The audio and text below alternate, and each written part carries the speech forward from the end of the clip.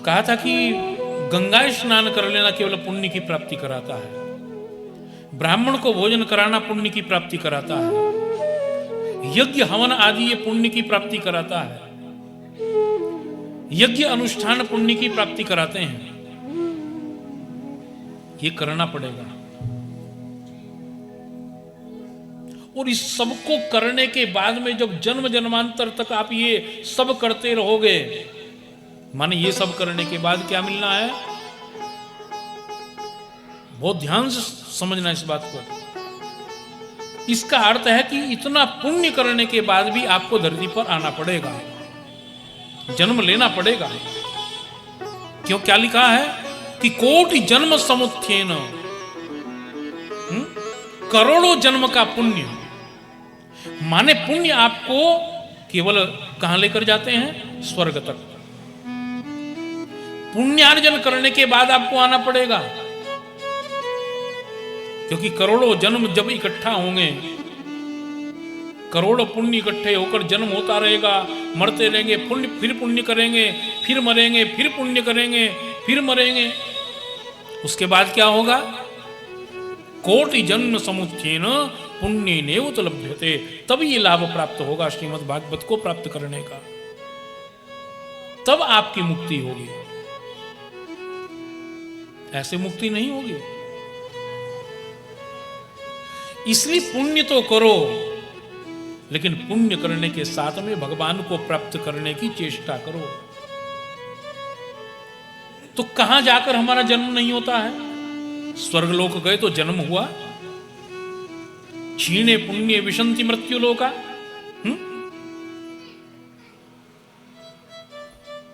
आप स्वर्ग में गए और जाने के बाद जब आपके पुण्य क्षीण हो गए तो आपको स्वर्ग से नीचे धक्का दे दिया,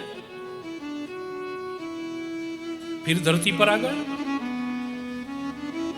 तो केवल पुण्य करते रहना, स्वर्ग जाना, फिर धरती पर आ जाना, इसमें संतुष्ट मत हो जाना। यह भी भगवान का एक प्रलोभन है। इसलिए भगवान को प्राप्त करो।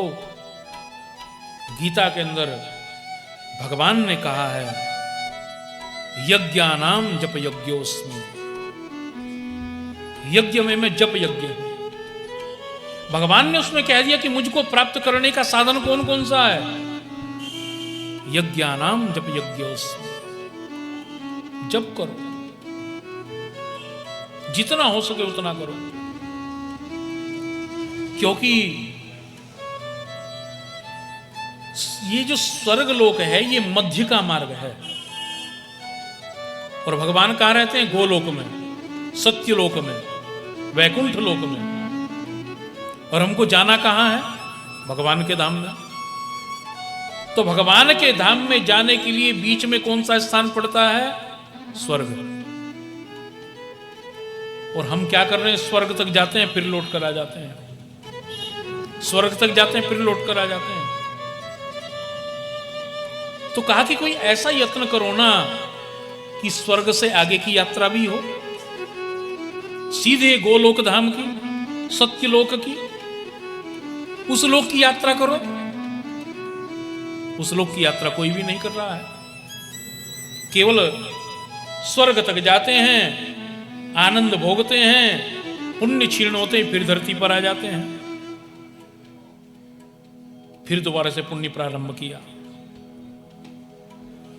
कहा कि पुण्यार्जन करो, लेकिन पुण्यार्जन के साथ में सत्य लोक जाने की चेष्टा करो, जप करो, भगवान की भक्ति अर्जित करो।